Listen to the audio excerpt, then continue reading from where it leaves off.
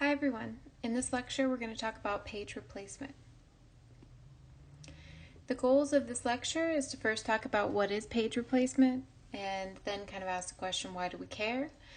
And talk about some page replacement algorithms.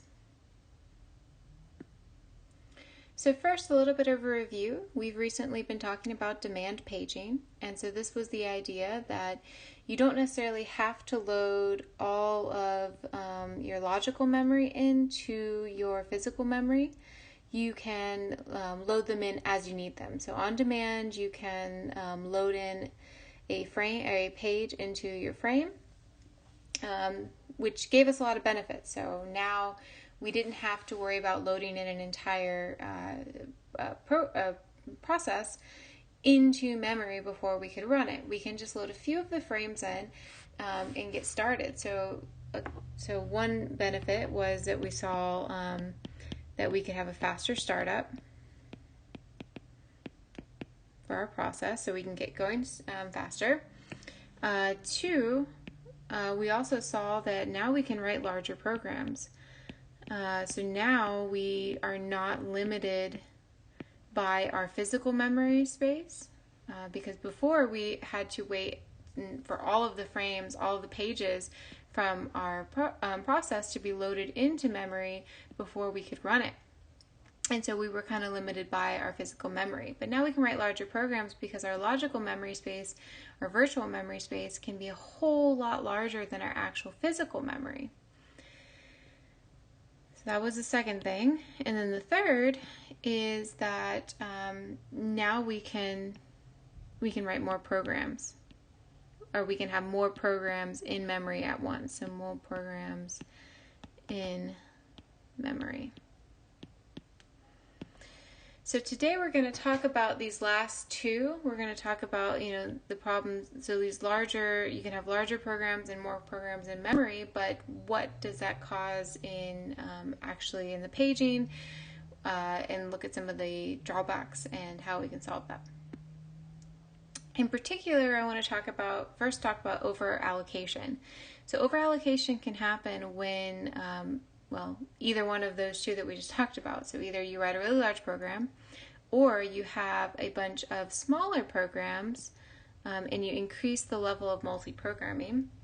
So here's an example. I have 5 programs here, and each one of them is split into pages, and they each have 3 pages. So each one of these 5 programs have 3 pages each, and this is our main memory, and we have 10 frames. So 10 frames. If we were to have to wait to run each one of these programs until we loaded in all of the pages, we either would have to run them not one at a time, but we could run at most 3 at a time, but we wouldn't be able to run all of them at once. To do that, in our previous model, we would have had to have 5 times 3, 15 frames, which we don't. But with demand paging, we can get around this. So instead, let's say that there's 3 pages, but we only need 2 loaded to start. Okay, so that means now we can, allocate 2 frames per program, and that's going to allow us to start up each one of the programs. And notice I've color-coded the programs to make it easy and kind of colorful, actually. So here we are. We have 2 of the frames loaded in for each program, and now we can start running these. So the additional frames can now be stored here in our backing store. So we have 1 for each one that's still left over. These will be waiting to come in when they are needed. So we have 1 for each. And now the question is, so now we've over allocated our memory, meaning that we don't actually have enough to field all of if all of these programs come in and need another page. So that leads to the next question. So what happens if, okay, so now all of a sudden our yellow process here decides that it needs another frame. Well, okay, so we go to our backing store, we find our frame, but now we try to put it into memory and we don't have any free frames. So now we have an issue. So some things that we can do to solve this, we could terminate the user process. So yellow comes and asks for another frame. We don't have another frame, so we could kill it. This is in general not the best strategy because we really don't want to just kill all of our user processes, which is in the end what we might have to end up doing if we go with this strategy. We could swap out a process. So based on some measure, we could say, okay, process purple, maybe it's had the CPU for longer, so we'll swap that one out, and then we'll have enough frames that yellow can run. Maybe. But what is generally done is something called page replacement. And so what this is that it is going to choose one of these pages, one of these frames in here, and swap out the page that's in it for the page that needs to come in. And the selection of this is what we'll talk about today, how to select that page. So in general, this is kind of the process that happens for a page replacement. So in this scenario, 0 right now is the one that is going to end up being swapped out, and F in this page table here is the one that needs to be swapped in. I'm sorry, other way around. 0 needs to be swapped in. F is the one that's going to actually end up being swapped out. So what we do here is we first will look for a free frame. So if we have this free frame list, we're going to see that this is empty. Okay, so that means now we're going to have to find a victim, and this is called the victim frame. So we go into our physical memory and we select a victim. The first thing that we're going to do is we're going to swap this victim out and put its data into the backing store. And now the next thing that we'll do is we will update the page table for the victim page, and we'll change this bit to invalid. To show that it is no longer loaded into physical memory. It's actually in the backing store, so this is 0 here. The third thing that we'll do is we'll actually swap in the page that we want to swap in, so that part will happen. And then we'll reset the page table for the new page. So we'll just basically change this to V, and now everything is good. I'm sorry, so slight correction, this will be F. And now we swap in 0, so this will become 0. So that's the whole gist of page replacement. A couple of things with this first step, just to be aware of. So if we reassess this step 1, this part, so we want to write this page into the backing store. Do we always need to do this? The answer is no. It's possible that a page is loaded into physical memory and then never modified. So that means that it's back up here. So all of the pages will also be on the backing store too. So the last, state of it, right, will be here. And so we want to first be able to tell, has this even been modified? If it hasn't been modified, then we don't need to, do this swap. We just, get rid of it. And we can do this by using what is called the modify bit or the dirty bit. And it can be part of our page table entry for that frame. We can say, okay, or for that page. So we can say that the page in that frame number we can say that it's dirty, meaning that it was modified. So if it's modified, that means that we will actually end up having to do this IO step. If not, we can skip this IO step, which is in general great because those take the most amount of time in this there's the most overhead. Okay, now the second thing about this one is the step 1 is how do we choose this victim frame? And that's what the majority will talk about for the rest of this lecture. Okay, so all these page replacement algorithms, it's all about choosing that victim frame such that we minimize the number of page faults. So we're always after minimizing the page faults. And we're going to evaluate these algorithms using a string of page numbers and a given number of frames. So this would maybe be page numbers that are needed. So as you can think of during your execution of your program, at some point you need something on page 1, and now later on down you need something on page 2, so on and so forth. So we're going to look at these as a string of page numbers. And we're going to look at the frames in time steps. So this would be time step 0, nothing's loaded in. We load in 1 in the first time step, so on and so forth. So it's going to look like this. You're going to have a string, so this is the string of page accesses. And then you're going to have, so this, in this scenario, we have 3 frames of memory. So 1, 2, 3. You're always going to start at this top leftmost square, always, unless I say otherwise, but I will not. And then each one of these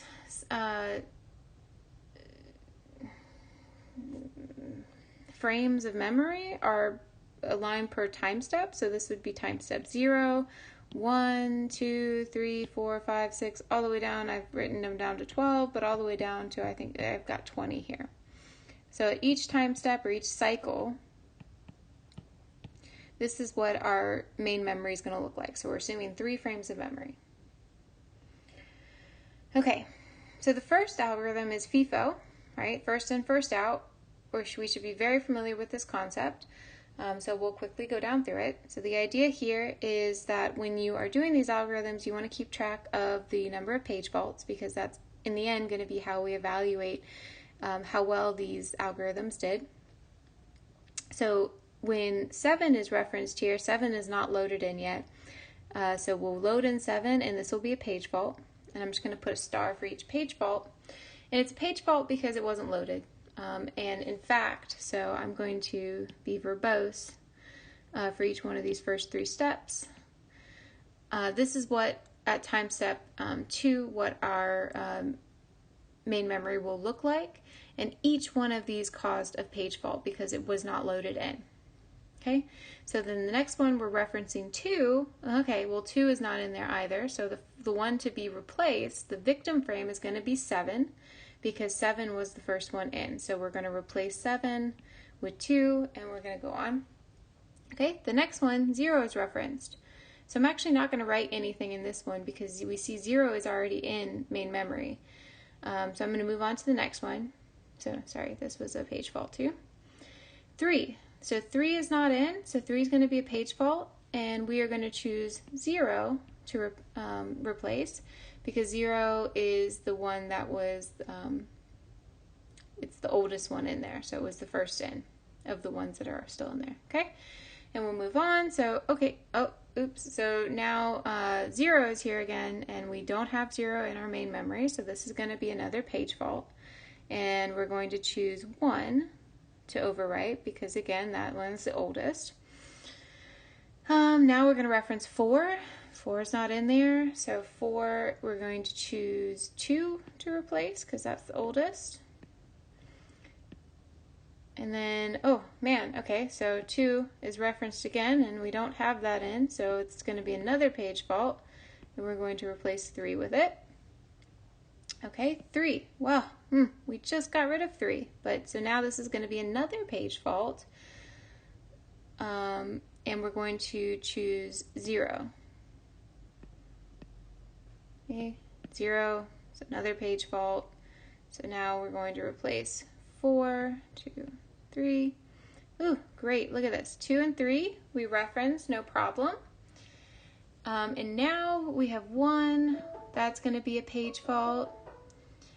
And that page fault is going to want to replace 2, so we'll have 0, 1, 3.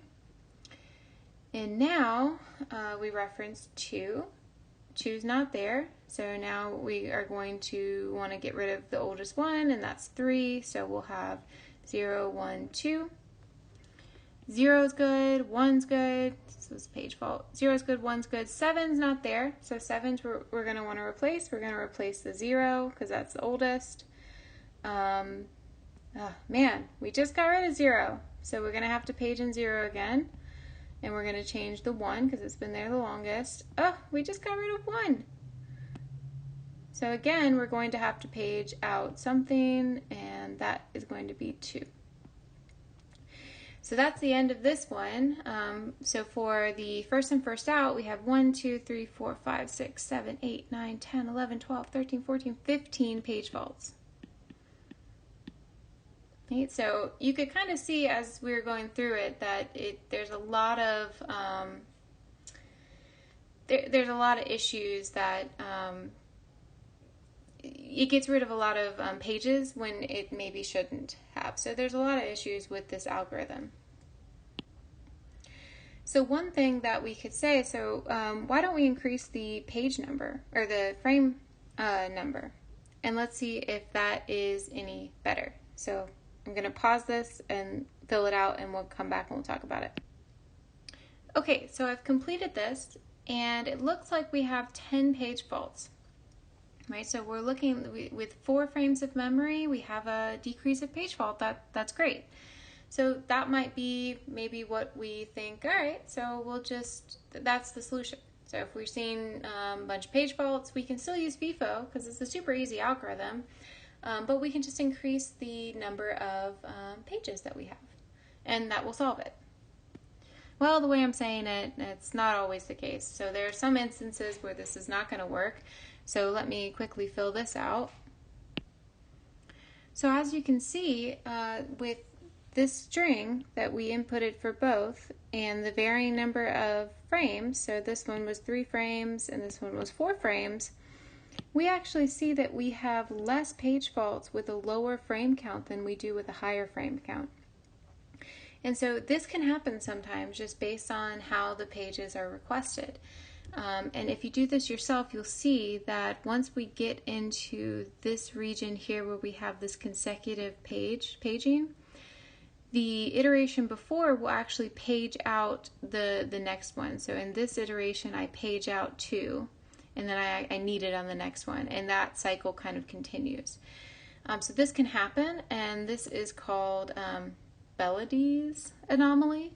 And so for that particular string, this is the number of page faults against the number of frames. So you see that we had 9 and we went up to 10, and then we'll actually end up dropping if we increase it to 5, and then we'll kind of stabilize here. So this kind of thing can happen. So it's not always that if you increase the number of frames, it will optimize your page replacement algorithm. So hypothetically, the best algorithm, we call it the optimal algorithm, and that will be to replace the page that will not be used for the longest amount of time, right? Makes sense. So I want to replace the page that in the future is not going to be used for the longest amount of time. I say hypothetical because how would you figure this out, right, without being able to tell the future? But let me go ahead, pause this, and I'll do it, and we'll come back and we'll talk. Actually, so I've done a little bit of it. I want to pause now, so just to kind of give you an idea of how this was figured out. So in the first 3, it's going to be exactly the same because we're just going to load in the pages. And now 2 is not there, so I'm going to page fault, and I need to figure out which one I want to swap it with. And so if you look at the progression, 0 is going to be used in the next cycle, so we don't want to use 0. And then we keep looking. The next one that we see is 1, so that's the next one that's going to be used. But then all the way down here we see 7. So 7 is going to be the one that has the longest time before we need to use it again, so that's what we're going to swap out. So I'll pause for now. Okay, so when we finish this out, we get that we only have 9 page faults, which is really good. Again, though, this is not, unless we come up with some sort of heuristic, like we do for like the shortest job first algorithm when we think about CPU scheduling, this is not feasible. We can't do this. So another really good algorithm that's kind of like an approximation of the optimal algorithm is the least recently used. So for this one, you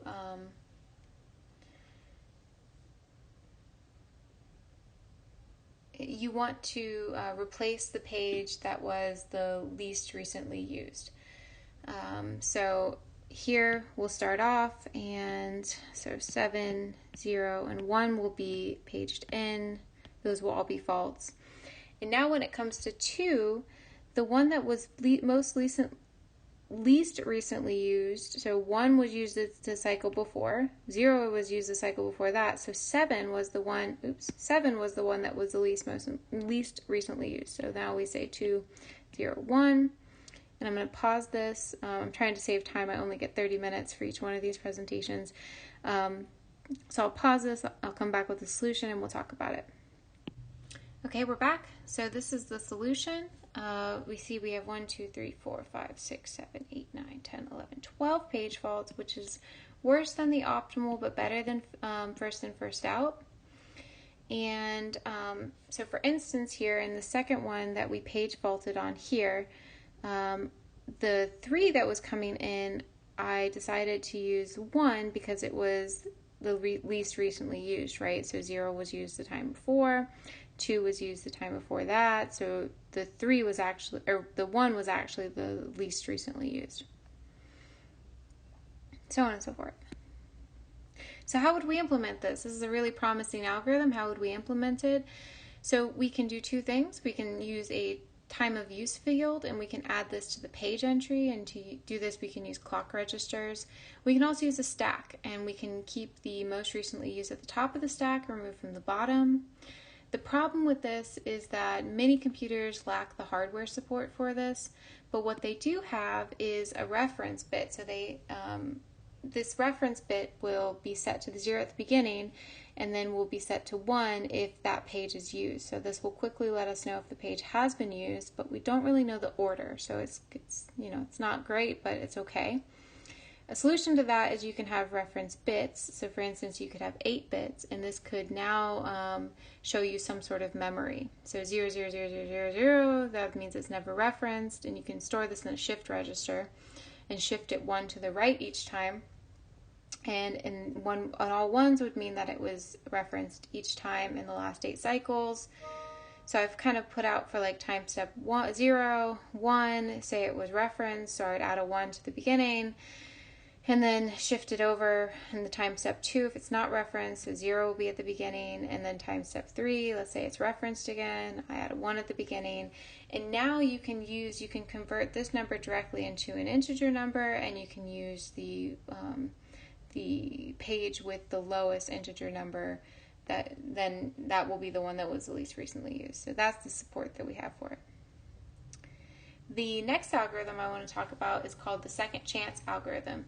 And so this one also uses that reference bit and FIFO. So for this one, if the reference bit is 0, we're going to replace it. If it's 1, then we're going to decrement it to 0 and move on to the next one. So we're giving it a second chance to be referenced.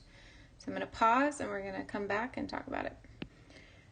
Okay, so I have my first 3 pages loaded in, and each one of them page faulted, and we're going to assume the reference bit starts at 0. So now each one of these, the page is in, and the reference bit's 0 in the bottom left corner. So now when 2 needs to be loaded in, I need to decide which one I want to replace.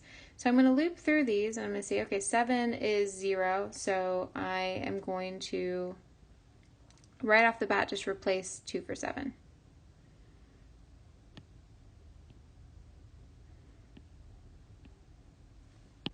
In this next step here, 0 is referenced, so I'm going to change its bit from 0 to 1.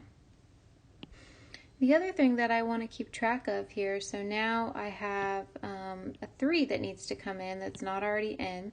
So I need to keep track of where I last did my replacement. So here I last replaced my 7. And so the next one that I should look at is this place here, 0. So I don't want to have this thing where as soon as I load something in this spot, it's immediately going to be replaced. So I don't want that. So in this instance here, 3 was swapped out with 1 because 1 was the one that was the oldest between 2 and 1, because 0 had its bit set, which we've decremented it, but we are going to move on to the next one. So this is the oldest one in there. So 1 was the oldest one in there, so we're going to replace it there with 3. Remember our FIFO, so oldest, so this is combining the two approaches. So I'm going to finish this, and then we're going to kind of come back and talk about it. Okay, so this is the completed table. In total, we have only 12 page faults. So you can kind of follow this as you go. Keep in mind that, so I've been changing the bits from 0 to 1. Keep in mind this is a FIFO algorithm, so I'm always going to look first at the one that's oldest. And then, so for instance here, you might have the question of, okay, so 7 was coming in. And so I have, in the previous step, I have 1 that has a bit of 1, and 0 that has a bit of 0, and 2 that has a bit of 0. How did I choose to put 2? So 2 has been in there the longest, so clearly that's the one I'm going to swap out. And I don't even look at 1, right? So its bit doesn't actually get flipped, so its bit stays 1. So this is an improvement over the normal FIFO algorithm, which gave us 15 page faults. So this is an improvement. The last two algorithms I wanted to talk about were counting algorithms, and one is the least frequently used, and the second is the most frequently used. So this one is really straightforward, so I'm going to pause it here, I'm going to fill it in and come back and talk about it.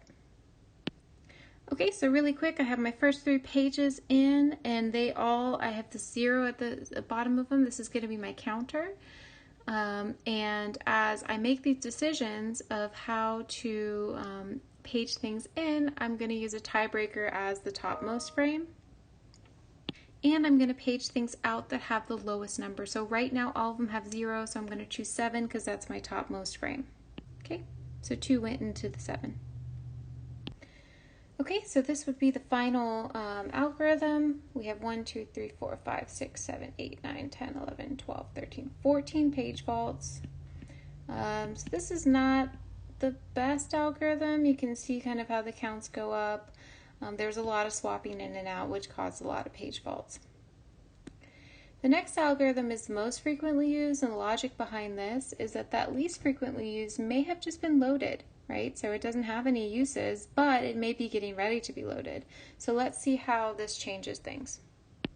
Okay, this is what the final table is going to look like. So now we only have 13 page faults, so that's 1 less than before. I can't say that it's that much better though. We did have a lot of swapping in and out when it wasn't entirely necessary, but it's okay. So why do we care? The whole point of this is that we want to reduce the number of page faults. We saw in the last video how costly those page faults can be, so we want to be able to reduce the total number of page faults. So which one to use? So there's some benefits to each one of them. The FIFO is really easy to implement. However, you may throw out really important pages, so it may cause more page faults. Optimal, it's great, but it's not possible really to implement exactly at this point, or any point, because you'd have to know the future.